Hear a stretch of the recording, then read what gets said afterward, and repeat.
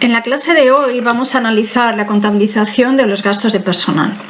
El contenido que vamos a explicar a lo largo de esta clase está en el libro de Macmillan en la página 153.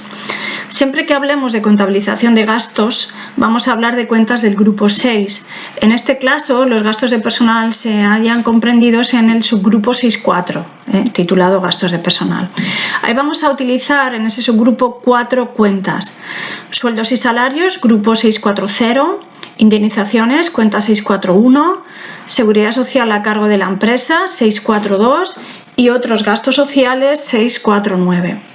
¿Qué vamos a contabilizar en cada una de estas cuentas? En la cuenta de sueldos y salarios vamos a contabilizar las remuneraciones de los trabajadores. Nos dice remuneraciones fijas y eventuales. Se cargará, nos dice, por el importe íntegro de las remuneraciones devengadas. ¿Qué significa? Que cuando vosotros en el módulo de FOL veíais nóminas y veíais el total devengado, pues ese importe, que se conoce también como salario bruto, es el que se utiliza en la cuenta sueldos y salarios. Es decir, toda esa suma de conceptos de complementos salariales y extrasalariales que aparecen en el apartado inicial de la nómina como total devengado. En la cuenta 6.4.1, indemnizaciones, vamos a contabilizar aquellas cantidades que se entregan al personal de la empresa para resarcirle de algún daño o perjuicio. Se incluyen, nos dicen, las indemnizaciones por despido y jubilaciones anticipadas. Es decir, si en una nómina de un trabajador aparece un importe en ese total de devengos que es por indemnización, en la mayoría de los casos por despido, eso no se contabilizaría en la cuenta 6.4.0 como el resto de devengos, sino que lo contabilizaríamos en la cuenta 6.4.1 como indemnización. La siguiente cuenta que vamos a ver es seguridad social a cargo de la empresa, que es la cuenta 6.4.2. ¿Qué contenido incluimos en la seguridad social a cargo de la empresa? Pues van a ser las cuotas de seguridad social que tiene que pagar la empresa. Cuando vosotros realizabais nóminas en el módulo de FOL, primero calculabais un total devengado, después calculabais una serie de deducciones, que una parte eran las deducciones de la seguridad social del trabajador y también las deducciones de IRPF, después calculabais un líquido a percibir y en la última parte de la nómina aparecían los cálculos de la seguridad social que debía de pagar la empresa por las diferentes contingencias,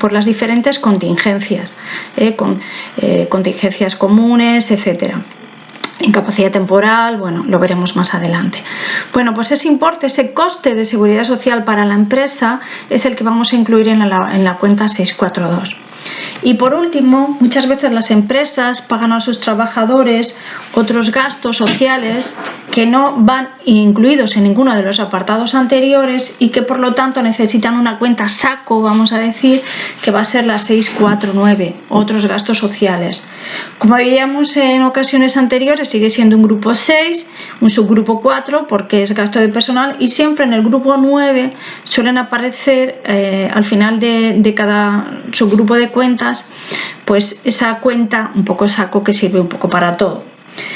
Nos dice la contabilidad que son gastos de naturaleza social realizados en cumplimiento de una disposición legal o voluntaria por la empresa. Nos dicen, por ejemplo, subvenciones a economatos, comedores, escuelas, becas de estudio, seguros de vida, complementos de accidentes personales, etc.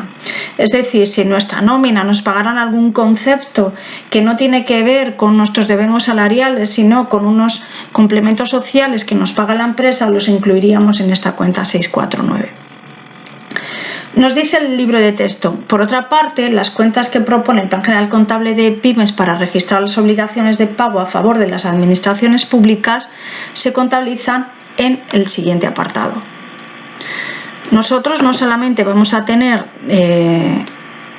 por una parte que contabilizar los gastos, sino también vamos a tener que contabilizar pagos o deudas que vamos a tener con la Seguridad Social y con Hacienda. Estas cuentas las vamos a contabilizar en estas dos subcuentas. Estas subcuentas van a ser la 4751, Hacienda Pública acreedora por retenciones practicadas, y la subcuenta 476, organismos de la Seguridad Social acreedores. ¿Qué contabilizamos en la cuenta Hacienda Pública Acreedora por retenciones practicadas? Cuando nosotros hacíamos una nómina, primero calculábamos el total de devengos y después hacíamos una retención de IRPF al trabajador. Bueno, pues esa retención de IRPF, que primero se la descontamos en la nómina, luego se la tenemos que pagar a Hacienda. Es decir, es una retención que nosotros hacemos al trabajador, pero que luego en su nombre vamos a pagar a Hacienda. Pues esa deuda, hasta que la pagamos a Hacienda, la tenemos que contabilizar en la cuenta 4751, Hacienda Pública Acreedores por retenciones practicadas. Y después también debemos de tener en cuenta que vamos a deber a la Seguridad Social dos importes. Por una parte, el importe que nosotros metimos en la cuenta 642 referente al coste de seguridad social de la empresa, y por otra parte, lo que nosotros en el apartado de deducciones le restamos de la nómina al trabajador por contingencias comunes, formación profesional y desempleo, que no se lo hemos pagado al trabajador, pero que en su nombre se lo vamos a tener que pagar a la empresa. A la Seguridad Social. Por lo tanto, cuando hacemos el asiento de contabilidad, nos va a quedar un asiento del tipo que vemos a continuación.